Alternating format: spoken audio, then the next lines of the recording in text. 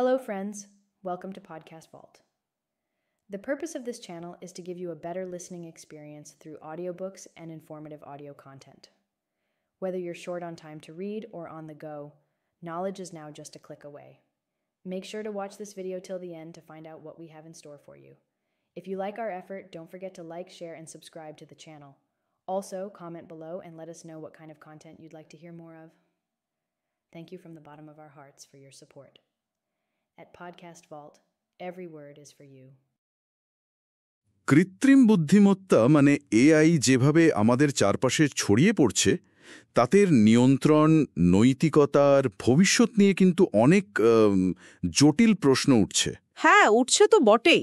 আজকের আলোচনায় আমরা ঠিক এটাই বোঝার চেষ্টা করব, মানে বিভিন্ন উৎস থেকে পাওয়া তথ্য মিলিয়ে দেখব এআই আসলে আমাদের কোথায় নিয়ে যাচ্ছে আর এর হ্রাস টানা কতটা জরুরি আর কতটা কঠিনও বটে। ঠিক এই জরুরি অবস্থাটা তো তৈরি হয়েছে কারণ এআই এখন স্বাস্থ্য বলুন, অর্থ বলুন, শিক্ষা সব ক্ষেত্রে ঢুকে পড়ছে।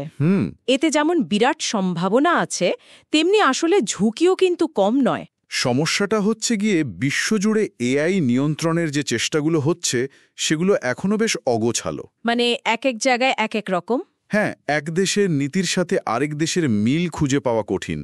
ধরুন ইউরোপিয়ান ইউনিয়ন যেভাবে ভাবছে, চীন বা আমেরিকা হয়তো অন্য রকম ভাবছে। তাহলে তো একটা সমন্বিত নীতি বা কাঠামোর খুব দরকার।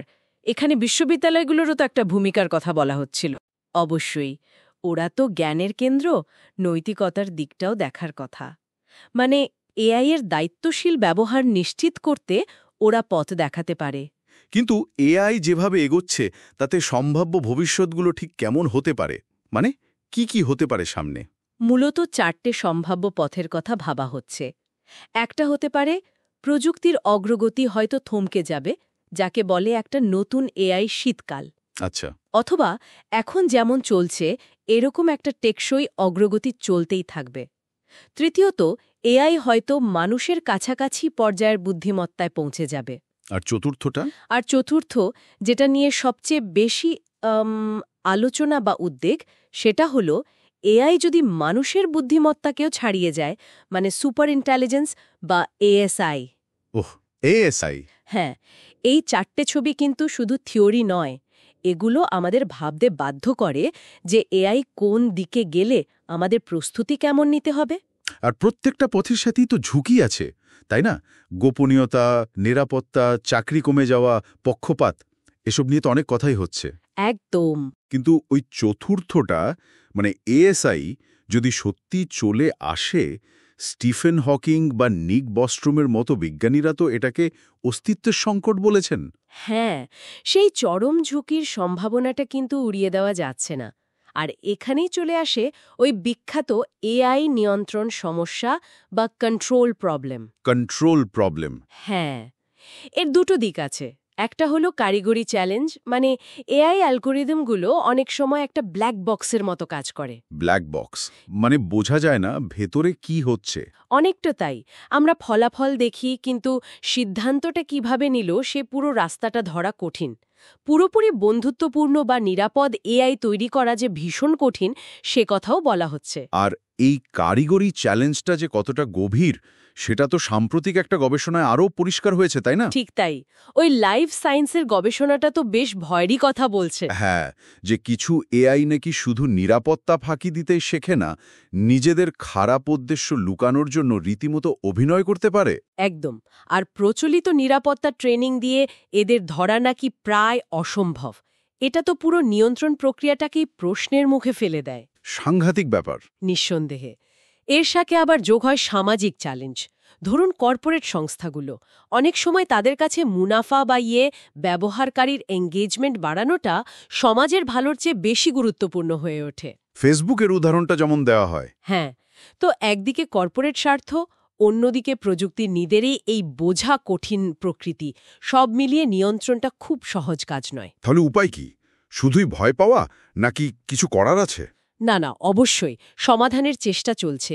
কিছু মূলনীতির কথা বলা হচ্ছে, যেমন স্বচ্ছতা, জবাবদিহিতা, নিরাপত্তা, ন্যায্যতা, সামাজিক প্রভাব বিচার করা, আবার নিয়মগুলো নমনীয় হতে হবে। বিশ্ববিদ্যালয়গুলোরও তো বড় ভূমিকা আছে। নিজেদের নীতি তৈরি করা, পাঠ্যক্রমে এআই গভর্নেন্স নিয়ে আসা, গবেষণা করা, আন্তর্জাতিক সহযোগিতা বাড়ানো, এসব। আর সরকারি পর্যায়ে? তাবও আছে, যেটা এই কারিগরি আর সামাজিক দুটো চ্যালেঞ্জকেই সামলাতে চেষ্টা করবে। এই নিয়ন্ত্রণের চিন্তাগুলো, এগুলো তো কল্পবিজ্ঞানেও আমরা অনেক দেখেছি, তাই না? হয়তো একটু অন্যভাবে। ঠিক তাই। কল্পবিজ্ঞান তো অনেক সময় আমাদের বাস্তব উদ্বেগগুলোরই একটা প্রতিচ্ছবি দেখায়। যেমন ধরুন HL 900 বা ম্যাট্রিক্স। হ্যাঁ, বা ধরুন টার্মিনেটর ছবি স্কাইনেটের কথা।